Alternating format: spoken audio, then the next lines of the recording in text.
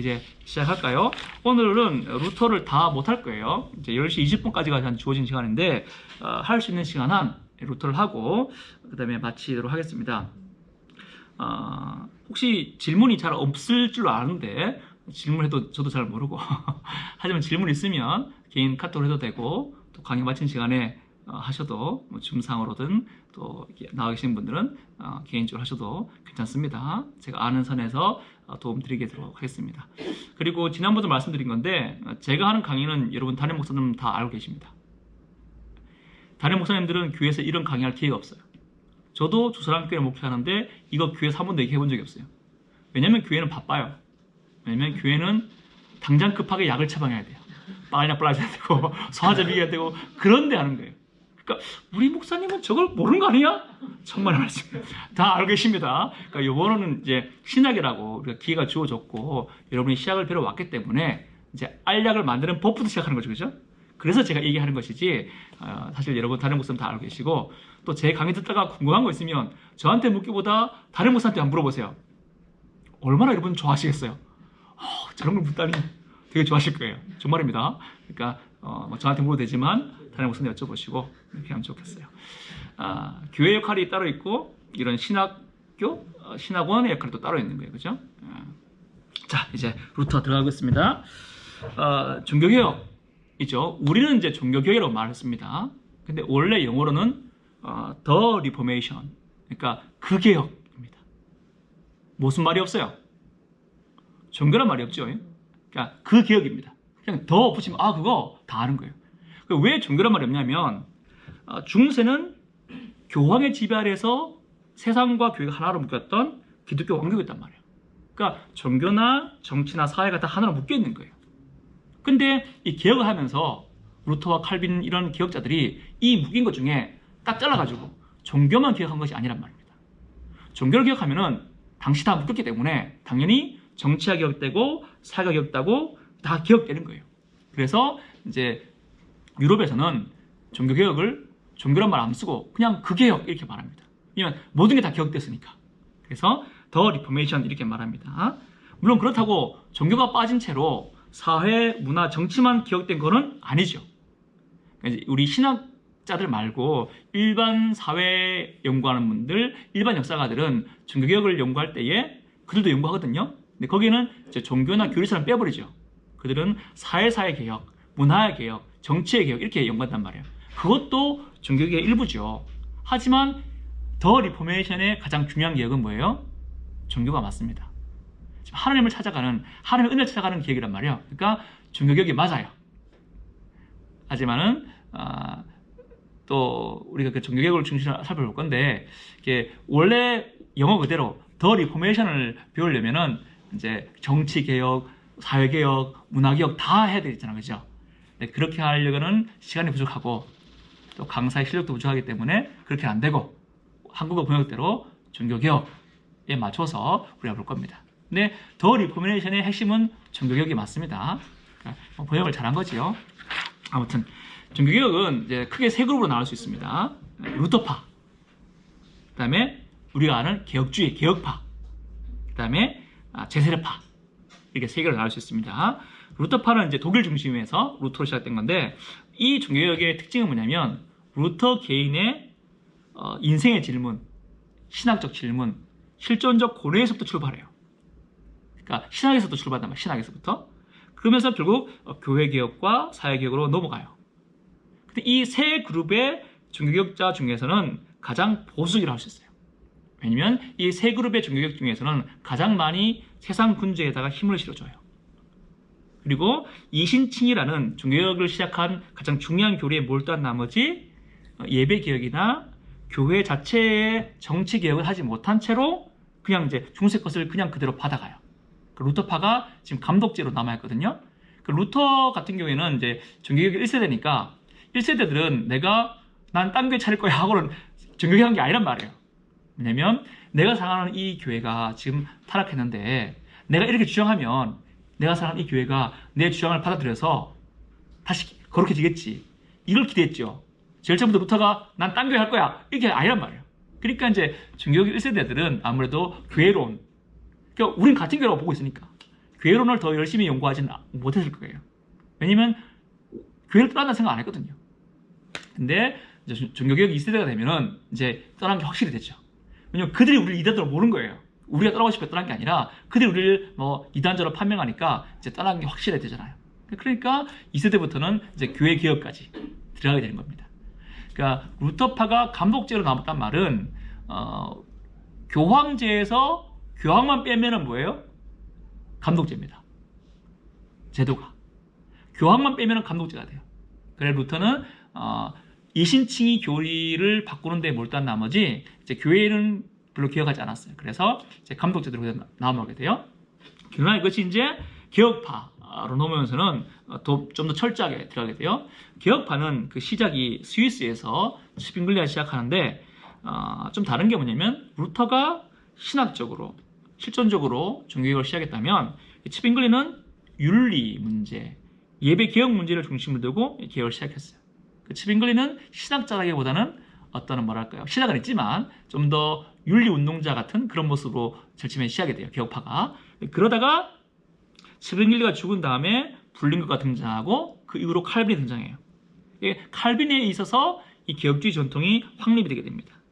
칼빈은 종교개혁 2세대의 가장 대명사가 돼요. 루터 사후에 모든 종교개혁자의 대명사가 바로 칼빈이 됩니다. 이 개혁주의는 루터파에 비해서 더 많은 곳에 영향력을 끼치게 됩니다. 루터파가 독일과 스칸디나비아 반도 정도에 영향을 끼쳤다면 이제 개혁파는 스위스, 남독일, 프랑스, 네덜란드, 영국 그리고 영국에서 미국으로 영향을 끼치게 되고 또 미국에서 결국 우리나라까지 영향을 끼치게 되죠. 개혁주의 안에 개혁파 안에 성공회가 들어가기도 하고 안 들어가기도 합니다. 그러니까 성공회라고 영국 그 교회가 개혁된 게 있는데 그건 또 뒤에 살펴봅니다만은 어쨌거나 이 성공회도 크게 보면 개혁파 안에서 볼 수 있다 볼 수 있고요. 마지막 세 번째는 제세대파가 있습니다. 제세대파는 되게 다양해요. 하나로 묶기가 좀 어려워요. 하지만 그럼에도 불구하고 공통적인 특징을 찾자면은 성경을 문자적으로 봐요. 여기 맞으면 여기 둘러대야 돼. 오리 가자 하면 심리에 가야 되고 옷 달라 하면 옷도 다 벗어줘야 되고 이런 식으로 톨스토이가 여러분 산상수훈을 읽고 은혜를 받아요. 그래서 어떻게 해요? 자기 땅을 다 팔죠. 간디도 그랬거든요. 간디는 예수 안 믿었습니다만 산상수훈 보고 은혜를 받아. 그래서 산상수훈 나온 그대로 간디가 살아가죠. 간디 패션이 누구 패션이에요? 예수 패션이잖아요. 똑같다 그죠? 톨스토이도 그 영향을 받죠. 그런 식이에요. 성경을 볼 때 문자적으로 보는 거예요. 그리고 유아 세례를 인정하지 않아요. 이 말은 뭐냐면 교회의 전통과 분리하게 된 겁니다. 루터파, 개혁파, 그리고 저 누구야? 로마 카톨릭, 동방정교회 다 유아 세례 주거든요. 근데 제세례파만큼은 안 주겠다는 거예요. 이건 뭐냐면 우리는 지나온 교회의 전통을 다 무시하겠어 라는 겁니다. 그런 주장을 하게 되고 뒤에 가서 말씀 또 드릴 겁니다. 또 교회와 세속 정보의 관계를 끊어야 된다 이렇게 봅니다.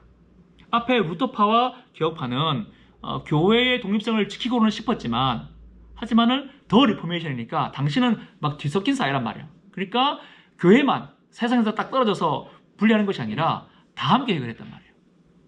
왜냐면 우리 교회에 나오는 분이 다 장관이고 국회의원이고 막 그러니까 다 같이 해결했던 거예요. 근데 이 제세파는 싫다는 거죠. 세상에서 담쌓고 교회는 교회에만 된다 이렇게 되는 거예요. 그래서 루터파와 개혁파는 다른 말로 이 두 개를 합쳐서 관원 협력형 종교개혁 이렇게 말합니다. 그러니까 세상의 관원들과 함께 협력해서 개혁을 하는 것을 말하는 거고요. 근데 이 제세례파는 비관원 협력형, 우리는 세상하고 떠날래 하면서 교회끼리만 하는 것을 말해요. 그렇게 또 세상과 분리를 추구하고요. 또 그리스도인들은 전쟁 참가를 반대하는 것. 성경을 문자적으로 보는 거죠. 여러분 저 초대교회와 중세교회를 읽으면서 교회의 전쟁론에 대해서 가장 보편적인 주장은 뭐라 그랬어요? 중세교회에서 배웠죠. 어거스틴의 정당한 전쟁론이라고 그랬어요. 그러니까 침략 전쟁은 안 되고 복수전쟁도 안 되지만 상대방이 쳐들어왔을 때에 우리를 지키는 전쟁은 가능하다. 그게 어거스틴의 정당한 전쟁론이고 그게 이제 모든 보편교회가 받아들이는 거였는데 제세례파는 안 된다는 거죠. 그것도 안 된다는 거예요. 물론 이제 어떤 제세례파는 자기들이 공격하는 사람도 있었어요. 뒤에 가서 배울 겁니다만은 그러니까 여러 이제 바리에이션이 많습니다만은 어쨌거나 이제 공통점 찾자면 그런 게 있어요. 현대시어로 볼 때 제세례파의 얘기는 오늘날에 적용되는 것들이 많아요. 하지만 당대의 그들의 이야기는 너무나 파격적이었어요. 당대는 기독교 세계로서 교회와 정치와 종교, 문화가 다 섞여 있었단 말이에요. 그 중에서 교회만 딱 떼가지고 우리 세상과 등질 거야 할 수가 없는 거예요. 여러분 세상과 등지고 안 사잖아요. 지금 다 직장에서 일하고 오셨고 직장에서 복음을 전파하시고 직장에서 열심히 사는 걸로 하나님 나라 선포하잖아요. 그죠? 그게 마땅한 건데 그거 하지 말라는 거죠. 그게 제세례파의 특징이었어요. 그러니까 지금 시대로 볼 때의 뭐 평화주의자 이런 걸 우리가 봐줄 수 있어도 당시로는 이들의 주장이 너무 파격적이었어요. 그래서 제세례파는 로마 카톨릭에게도 피복받고 또 루터와 개혁주의 양쪽으로부터도 피복받는 그런 좀 소수자였습니다. 이렇게 루터파, 개혁파, 제세례파가 이제 크게 종교개혁을 이제 하게 됩니다. 자, 그럼 루터로 들어가겠습니다. 루터 당시 역사적 상황을 좀 보겠습니다. 정치적으로 보면은 그 당시는 이제 황제의 힘이 약해지고 지방 군주의 권한이 강화가 됩니다. 루터가 있던 지역은 선제후가 다스리는 곳이었는데 선제후란 말은 황제를 선거할 수 있는 제후란 뜻입니다. 그러니까 선거하지 못하는 제후도 있거든요. 선거권 있는 제후가 있어요. 그러니까 그 선제의 권한이 강화가 되고 또 그전에는 여러분 그 교황을 중심으로 우리는 그리스도 안에 하나다. 그러니까 전 유럽이 교회다라는 의식으로 기독교로 뭉쳤다면은 중세 후기로 오면서는 민족의식이 생깁니다. 십자군 이후로 각 민족이 민족의식이 생기면서 외세를 축출하자라는 운동이 생기게 됩니다. 여기서 외세가 누구를 말하겠어요? 정치적으로 황제, 교회적으로 교황을 말하죠. 그러니까 우리 독일인들의 만에 우리 독일만을 위한 그런 교회를 세우고 싶고 그런 민족의식이 생겨나게 된 겁니다. 또 그런 이런 정치적, 민족적 의식이 발생하는 배경이 하나 있고요. 그다음에 사회적으로 보면은 당시 중산층들이 자본가들이 성장을 하게 돼요. 우리 사회도 그렇습니다만은 보수 기득권들이 있고 새로운 중산층들이 생기면 사회를 바꾸고 싶은 건 누구예요? 기득권이 아니라 새롭게 공부해가지고 새롭게 권리를 차지한 분들이 사회를 바꾸고 싶어 하잖아요. 그죠? 마찬가지였던 거예요. 중세도 원래 기득권들은 귀족들이잖아요. 귀족들은 사회 바뀌는 거 싫어해. 뭐 개혁된 거 싫어. 그냥 어제처럼 아까맨치로 이렇게 하는 걸 좋아하죠. 그죠? 근데 중산층들, 자본가들은 뭔가 바뀌었으면 좋겠어요. 그죠? 그래서 이 중산층 자본가들이 루터의 신학을 다 이해해서 종교개혁을 같이 한 건 아니지만 사회를 바꿔야 되겠다는 그 열망이 있었기 때문에 이 루터의 종교개혁에 동참하게 됩니다. 그리고 종교적 상황을 다 볼 수는 없고 종교개혁이 나오게 된 문제에 대해서만 이제 말씀드리겠어요. 그건 바로 뭐냐면 면벌부 문제입니다. 면죄부 또는 면벌부라 그러는데 일반적으로 면죄부로 알려졌지만 엄밀히 말하면 면벌부라는 해석이 더 맞습니다. 아무튼 뭐 제가 어떻게 말하든지 간에 잘 이해하시기 바랍니다. 면죄부 또는 면벌부. 루터가 95개조 반박문을 대학 교회 벽에다 딱 붙이면서 그게 종교개혁이 시작되었다 이렇게 말해요. 근데 그걸 왜 붙였냐면 면벌부를 판매하는 것 때문에 그걸 붙이게 된 거예요.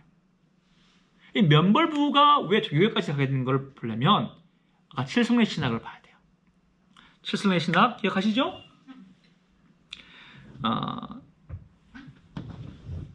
그림 안 그래도 아시겠죠? 시간이 없으니까. 세례, 그 다음에 견신례, 그 다음에 작은 죄를 사하는 성찬떡, 큰 죄를 사하는 고해성사, 죽음 앞에서 받는 종부성사, 그리고 사람이 태어나면서 받는 결혼성사, 그리고 이 모든 걸 주관하는 성사로서의 사제를 만드는 서품성사, 이 7가지 성사로 성도들의 인생을 시작부터 죽음까지 지배했잖아요. 그런 구도잖아요. 근데 죽음 이후도 지배하게 돼요.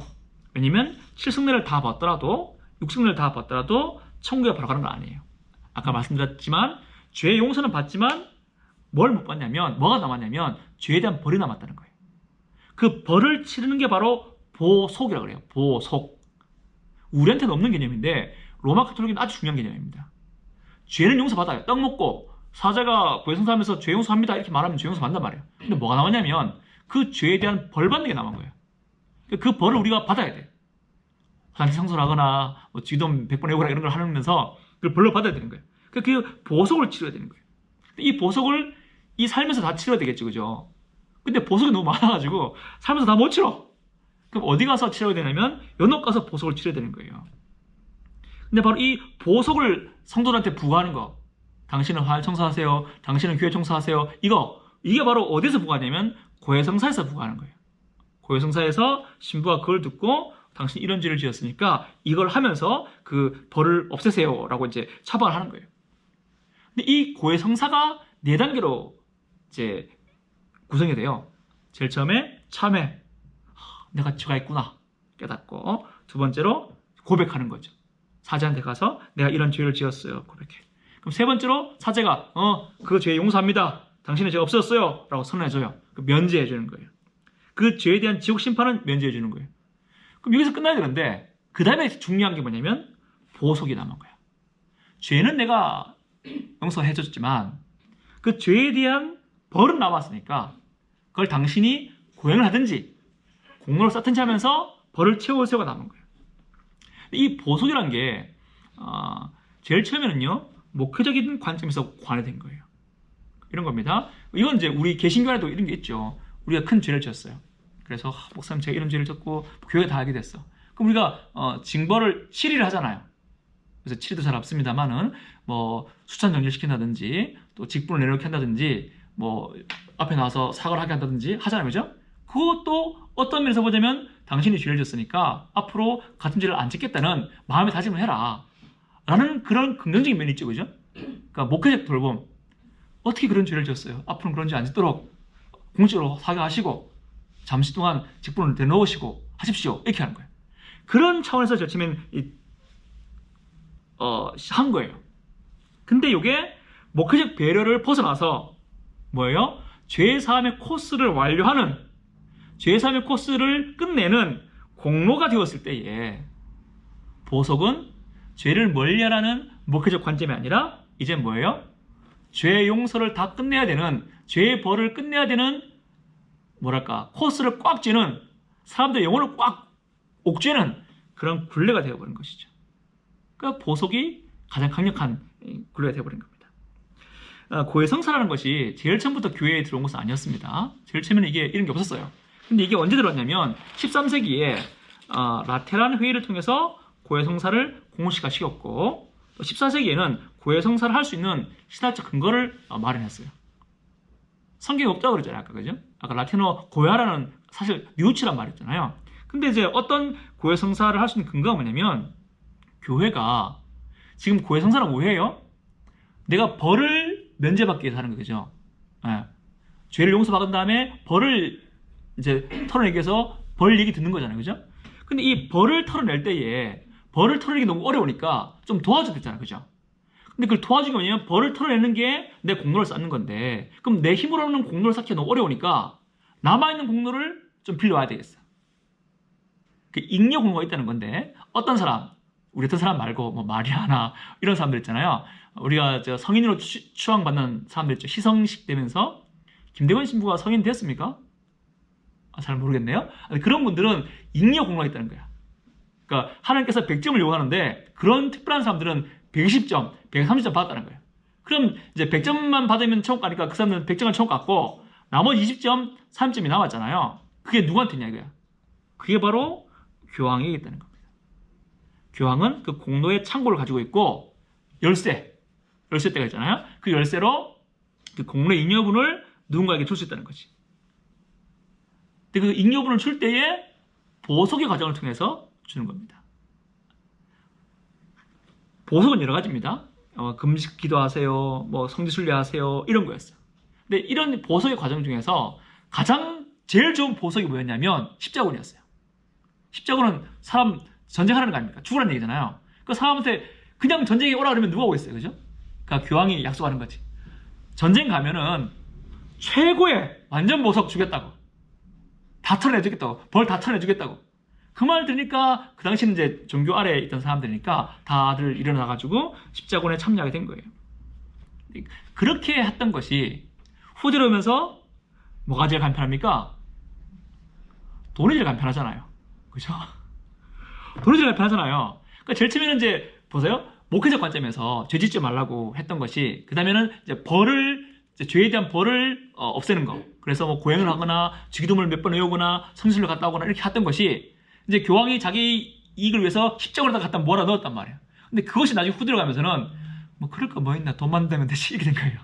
그래서 돈 받고 교황이 가지고 있는 공로 잉여분, 그거를 주면서 네가 벌을 다 감당해야 되는데 네가 참 그 벌 감당하기 어려우니까 나한테 돈 내고 잉여분을 좀 사면은 그 벌을 좀 감해주겠다, 이렇게 되는 거죠. 그게 바로 면죄부, 면벌부의 주장입니다. 그 면벌부는 자기 죄의 보석을 위해서, 그 벌의 보석을 위해서 공로의 창고인 교회에다가 돈을 주고 창고에 있는 잉여 공로분을 사오는 거예요.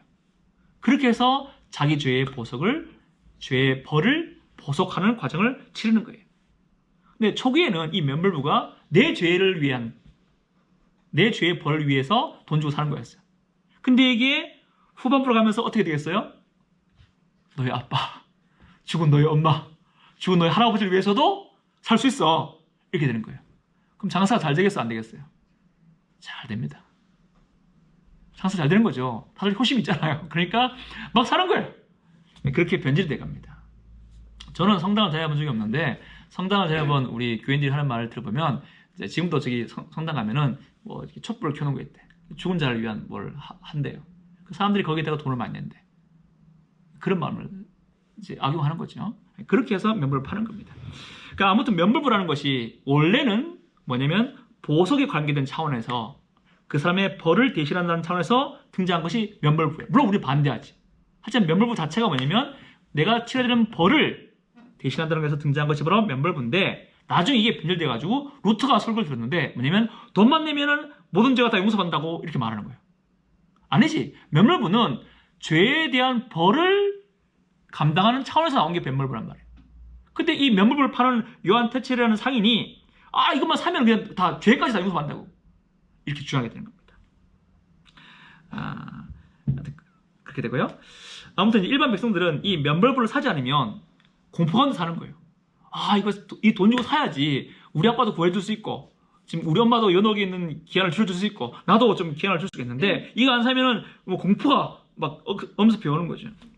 그래서 일반 백성들은 이 공포 가운데 사는 겁니다. 보석이라는 것이 절대 우리에게 위로가 안 되는 거예요. 절대 위로가 됩니다.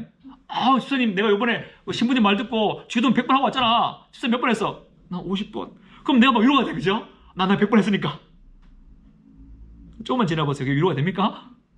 1000번 한 사람 등장하고 10,000번 한 사람 등장하고 이런단 말이야. 그러니까 보석이라는 것이 전혀 위로가 안 되죠. 그러니까 보석을 감시려고 면벌부가 등장한 거고, 그러니까 면벌부 때문에 루터가 개혁하기 시작한 겁니다.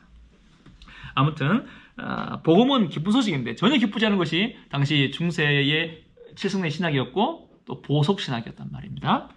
루터 등장할 때에 이런 배경이 있었기 때문에, 정치적으로 또 사회적으로 신분적으로 종교적으로 이런 배경이 있었기 때문에 모든 사람들이 루터의 종교개혁에 동조합니다. 사실 일반 평신도들이 루터의 신학을 다 이해하지 못했을 거예요, 그죠? 하지만은 개혁하고 싶은 마음이 크기 때문에 이런 배경이 있어가지고 루터의 개혁에 다 동참하게 됩니다. 물론 시간이 지나면서 이제 루터의 생각이 내 생각과 다르구나를 알고 개혁에 떨어져 나간 사람도 있습니다만은, 하지만 어쨌거나 모든 독일 사람들이 루터의 종교개혁에 동참하게 되는 겁니다. 이렇게 해서 루터 당시의 배경을 살펴봤고요. 루터의 생애 들어가겠습니다. 루터는 이제 아버지가 부유한 광산 소유주입니다. 이렇게 똑똑해가지고 이 광산을 하시는 아버지가, 얘야 너는 법률가가 되어야 한다 하고 이제 법 공부를 시킵니다. 우리하고 비슷하네요. 공부 잘하면 법대 보냈잖아요, 그죠? 근데 이제 대학을 보냈는데 얘가 이제 집에서 대학으로 가는 길에 가까운 자리에 천둥과 벼락이 떨어지게 돼요. 그 벼락이 친구에게 떨어졌다는 얘기도 있고 가까운 남에 떨어졌다는 얘기도 있고 뭐 그래요. 아무튼 그때 그 벼락을 보면서 루터가 이렇게 기도해요. 성 안나여 나를 도우소서, 수사가 되겠나이다. 하나님이 왜 안 나와 갑자기 성 안나가 나와요? 성 안나가 광부들의 수호성이에요. 그러니까 되게 중세적인 사람이에요, 루터는.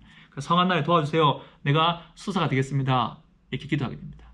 그래서 그 기도대로 법률가의 길을 버리고 어거스틴 수도회라는 수도원에 들어가게 됩니다. 흔한 얘기죠. 목사님들이 큰 사고를 당해가지고 지어 목사가 되겠나이다. 그런 비슷한 거예요. 그래서 루터가 이제 수사가 돼요. 루터의 이 화두는 뭐냐면 내가 뭘 해야 하나님을 기쁘시게 하고 내가 뭘 해야 그분의 은혜를 얻을 수 있느냐인 겁니다. 아까 이게 누구의 질문이라고 그랬어요? 유명론자들의 질문. 은혜를 받고 시작되어서 우리가 협력하고 그 공로를 보시 하나님이 합격을 주시는 것이 중세의 그 구원론이었는데 유명론자들은 그 은혜 받기 위해서 우리가 뭐 해야 되냐 이를 고민했댔잖아요. 그죠? 루터도 똑같은 거예요. 루터라고 해서 시대를 초월한 사람이 아니라 그 시대의 고민을 자기가 그대로 하는 거예요. 내가 뭘 해야 하나님을 기쁘게 할 수 있지? 내가 뭘 해야 은혜를 받을 수 있지? 이게 루터의 고민이란 말이에요. 그 고민 가지고 이제 수도사 시작한 거예요. 근데 처음에는 수도사 생활하니까 어땠어요? 만족이 됐겠죠? 빡시니까. 기도 막 하고 성경 말씀 읽고 막 쫄쫄 굶으니까 내가 뭔가 좀 하는 것처럼 내가 이렇게 하면 하나님 은혜를 받을 수 있는 것처럼 이렇게 하면 하나님 기뻐하는 것처럼 좋았단 말이에요. 하지만 곧 불안감이 다시 찾아오게 됩니다. 얼만큼 해야 돼? 그 누구도 얼만큼에 대한 답이 안 주어지는 거죠. 그 루터가 보기에 하나님은 너무너무 무서운 분인 거예요. 너무 욕심이 많은 분인 거예요. 하나님 어디까지 해야 돼요? 끝까지 해야 되는 거죠. 성경에 하나님의 의가 나오는데 그 의를 내가 따라가려니 너무 힘든 거예요. 그 루터는 하나님 볼 때 심판하는 분으로만 보고 내가 부족하면 나의 부족한 의를 정죄하시는 분으로만 봤던 겁니다. 성경에 보니까 하나님 사랑하라 그랬는데 이런 하나님을 내가 어떻게 사랑할 수 있느냐? 이렇게 나를 윽박지르고 나를 옥죄시는데 이런 하나님 내가 어떻게 사랑할 수 있느냐? 내가 지금 굶어도 보고 성경도 읽어도 보고 기도도 이렇게 많이 했는데 얼마큼 해야 됩니까? 이렇게 되는 거죠. 그런 질문이 루터를 사로잡았던 거예요. 그래서 루터는 여전히 중세의 신학 속에서 이 문제를 해결하려고 그랬죠. 중세 신학은 하나님 은혜가 있지만 사람이 협력이 필요하다는 거잖아요. 중세 후기는 그 은혜 받기 위해서 사람이 뭔가를 좀 더 해야 된다는 거고. 그러니까 루터도 똑같은 거예요. 주여 내가 뭘 더 해야 되니까? 선생님 내가 뭘 더 해야 됩니까? 이게 루터를 사로잡았던 거죠. 그 동료들이 얘 미친 거 아니야? 하면서 너무 몰두하니까 그만해 뭐 이런 말도 많이 했다고 해요. 그러니까 스승님이 슈타피츠라는 사람이 있는데 이 사람이 이제 조언을 합니다. 그러지 말고 하나님의 은혜를 좀 바라봐. 그러니까 슈타피츠는 종교학과는 아니에요. 그러니까 이신칭의 신학이 아직 없었단 말이죠. 루터에게 도움을 주고 조언을 하고 또 결정적으로 자기 자리, 그러니까 비텐베르크 신생대학교인데 그 신생대학교에 성경을 가르치던 교수가 슈타피츠였는데 자기 자리를 루터한테 줍니다. 그러니까 성경을 가르치니까 루터가 뭘 봐야 되겠어요? 당연히 성경을 봐야 되겠죠. 그러니까 성경은 이제 루터가 이 비텐베르크 대학의 성경 교수가 되면서 성경을 강해를 해요. 그러니까 제일 처음부터 루터는 종교학자가 아니었잖아요. 제일 처음엔 중세의 수도사로 출발했단 말이에요. 근데 시편을 강의하고 로마서 강의하고 갈라디아서 강의하고 이렇게 점점 강해가면서 점차로 루터가 성경을 보니까 하나님의 의에 대해서 깨닫는 바가 있는 거예요. 하나님의 의라는 것이 사람한테 뭔가 요구하는 의가 아니라 하나님께서 우리에게 하시는 의가 아닌가라고 점점 알아가게 되는 거죠. 그러면서 유명한 탑 체험이라는 걸 하게 됩니다. 어느 탑에서 신학적 회심이 일어나는 거죠. 그게 어떤 건지는 우리가 잘 알 수는 없고 아무튼 그 탑 체험의 이 회심의 가장 중요한 건 하나님의 의가 바뀐 거예요. 하나님의 의가 뭐냐? 탑 체험 전에 루터가 이해한 하나님의 의는 우리가 하나님을 만족시켜야 되는 우리의 의입니다. 그 하나님의 의는 우리의 의를 보시고 공로를 따져보시고 심판하는 의가 되죠. 근데 이제 탑 체험 이후로, 그러니까 그 전에 이미 성경을 많이 봤죠. 성경을 보고 또 탑 체험이나 어떤 신학적 회심을 하면서 하나님의 의가 하나님께서 우리에게 선물하는 의로 알게 되는 거죠.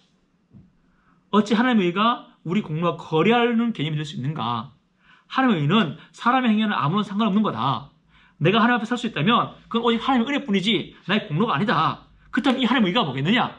하나님의 의는 우리에게 선물하시는 의다. 이런 걸 깨닫게 되는 겁니다.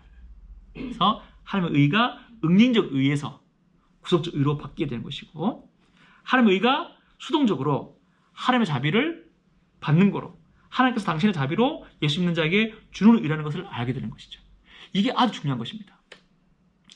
로마 카톨릭과 종교개혁, 개신교의 가장 큰 갈림길이 바로 뭐냐면 이신칭의 교리예요.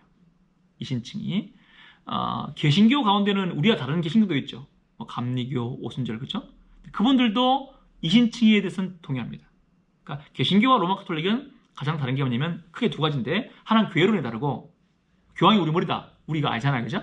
그리고 교리적으로는 이신칭의가 달라요. 여기에서 이제 루터가 알게 됩니다. 근데 이거는 중세 신학을 봤을 때에 새로운 견해예요. 왜냐면 중세의 신학은 어거스틴의 신학을 따오는 건데 어거스틴이라고 해서 완전한 사람 알거든요. 근데 어거스틴이 말하는 칭의는 뭐냐면 과정이었어요. 제가 다음 시간에 칭의론 좀 더 자세히 말씀드리겠지만 구원론에서 배웠죠? 칭의가 뭐냐면 과정이에요. 하나님께서 은혜 주시면 그 은혜가 우리 안에서 선한 기질을 만들어내서 선한 기질로 말미암아 하나님 말씀에 순종하고 나가는, 그래서 삶의 마지막까지 가는 그 과정이 바로 칭의인 거예요. 어거스틴이 가르치고 중세 신학은 그걸 그대로 따와서 하는 거예요. 그래서 로마 카톨릭과 어거스틴 신학에는 성화라는 게 없어요.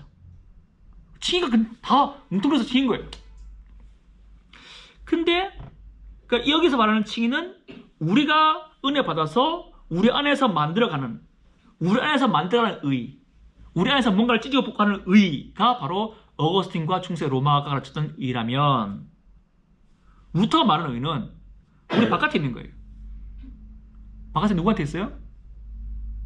우리가 누구의 의를 받아요? 교회에서 어떻게 배웁니까? 할아버지의 의를 받아요? 목사님의 의를 받나요? 예수님의 의를 받죠. 우리 바깥에 있잖아요, 예수님. 근데 우리가 그 예수님의 의를 칭의가 뭐예요? 우리 본질 속에다가 의를 씹어주는 게 아니고, 물질적으로 내 의를 받는 게 아니고, 뭘 뒤집어 씌우는 거예요? 칭의, 의롭다고 선언해 주시는 거잖아요. 옷을 이렇게 딱 씌워주시는 거잖아요. 이건 뭐냐면 그 의는 예수님의 의인데 내 거로 간주해준다 이거예요. 근데 어거스틴은 우리가 은혜 받고 우리 안에서 점점점 거룩하게 되면서 죽을 때까지 그 의를 이루는 거, 그걸 칭의라고 본 거예요. 어거스틴과 로마 가톨릭은요. 근데 루터는 성경 보니까 그게 아니고 칭의가 있고 성화가 또 있는 거야. 칭의는 내가 만들어가는 의가 아니고 예수님의 의를 내 것으로 간주해 주는 거다, 이렇게 되는 거예요. 그러니까 의가 어디 있느냐는 거예요. 제가 뒤에서 말씀드리겠지만 로마 가톨릭은 의가 우리 안에서 만들어가는 거고, 만들어가는 과정이고, 루터는 의는 순전히 예수님 거예요. 근데 우리가 그걸 어떻게 받아요? 내 속에 받는 게 아니고 예수를 믿으면서 예수님 것을 나의 것으로 간주해 주는 걸로 받는 거예요. 이게 다른 점이죠. 이게 성경에서 나오는 신학적으로 맞는 점이죠. 물론 우리가 보기에는, 그들이 보기에는 아니라 그러겠지. 이게 뭐냐면 사도들은 칭의와 성화를 알고 있었을 것이고 분명히 로마에서 그렇게 가르쳤는데, 이게 초대교회 중세교회 가면서 칭의라는 것 자체가 섞여 있어서 칭의와 성화가 구분 안 되어서 이렇게 묻혀 있었던 겁니다. 근데 그거를 루터가 재발견해낸 것이죠. 루터가 신학적으로 만들어낸 발명품이 아니라 원래 성경에 있던 거를 루터가 재발견한 것이죠. 그래서 이게 종교개혁이라는 큰 흐름을 가져오게 된 겁니다. 그래서 칭의라는 것은 과정이 아니고, 여러분 칭의가 언제 받아요? 예수 믿으면서 받아요? 예수 믿음 제일 끝에 받아요? 믿으면서 받죠? 그죠? 시작하면서 우리가 100점 아닙니까? 그죠? 여러분 다 100점이에요? 예수 믿음을 받았으니까. 근데 우리가 선행을 왜 해요? 성화는 왜 해요? 받은 은혜에 감사해요. 그죠? 난 100점이 아닌데 100점이나 칭해주니까 너무 감사해서, 거기서 감사해서 선행이 나오고 성화가 나오는 거잖아요. 그죠? 이렇게 만들어가는 거예요. 선행은 구원을 만드는 조건이나 우리가 의를 만드는 과정이 아니라 구원받은 결과라는 거예요. 구원받은 결과로 감사함으로 나오는 것이죠. 이거를 이제 루터가 주장하게 됩니다. 그래서 의가 무엇인지를 루터가 이제 탑 체험을 통해서 알게 되는 것이죠. 2번까지만 하고 마치겠습니다. 그리고 이제 그걸 체험해가지고 의를 알게 됐는데, 요한 테칠이라는 이제 면벌부 파는 판매원이 와가지고 사제가 와가지고 이제 설교를 막 해요. 설교를 들어보는데 루터 열받는 거라. 왜냐면 동전 한 입이 연밤에 떨어지는 소리가 들을 때마다, 쨍그랑 할 때마다 연옥에 있는 영혼들 천국으로 바로 지켜야 한다, 이렇게 설교하는 거예요. 알거든요. 루터가 보기에는 면벌부의 오남용이에요. 면벌부는 아까 어떤 차원에서 나온다고 그랬어요? 보석의 차원, 벌을 면해준 차원에서 등장한 것이지. 근데 태첼은 뭐냐면 면벌부로 죄를 다 용서해버리고 천국까지 바로 간다는 거예요. 이건 아니란 말이에요. 아직까지 루터는 중세 사람입니다. 루터가 여기에 반대해서 95개조 반박문을 딱 써요. 여러분들 뭐 어떤 그림을 그리세요? 무슨 사진 같은 것도 보고 있을 텐데 루터가 95조 반망문을 여러분 다 보세요 꽝꽝꽝꽝 막 현수 막 이만큼 걸었을 거라고 생각해요? 실은 그게 아니고 여기 도원교회 여기 게시판 보면 A4지 저런 거 있잖아요. 저거 붙일 때 저렇게 붙인 거예요. 95조 반망문이라는 거는 보십시오 이런 반망문이 아니고 학자들이 대학교나 이때 교회 게시판 보면은 게시판 해놓고 A4지 갖다 붙이자는 거죠. 그렇게 붙인 거예요. 이거는 루터만 한 게 아니라 당시의 모든 학자들은 다 그렇게 했어요. 내가 궁금하고 토론하고 싶은 게 있어. 그러면 그 대학 교회에다가 붙이는 거야. 이거 알지 않느냐? 얘기해보자. 이렇게 붙이는 거예요. 그래서 이게 붙이는 거죠. 어떤 뭐 방치로 막 보란 듯이 막 박는 그런 게 아니었고 이거 아니다 해가지고 루터가 이제 갖다 붙인 거예요. 그래서 붙이면서 루터가 자기가 쓴 그 95조 반박문을 사본을 두 부를 보내요. 하나는 자기 동네에 있는 주교한테 보내고 또 하나는 대주교, 그러니까 독일을 다스리는 알버트 대주교한테 보내요. 알버트 대주교는 루터의 95조 반박문을 받고 교황에까지 보고를 합니다. 보고를 해야 되니까.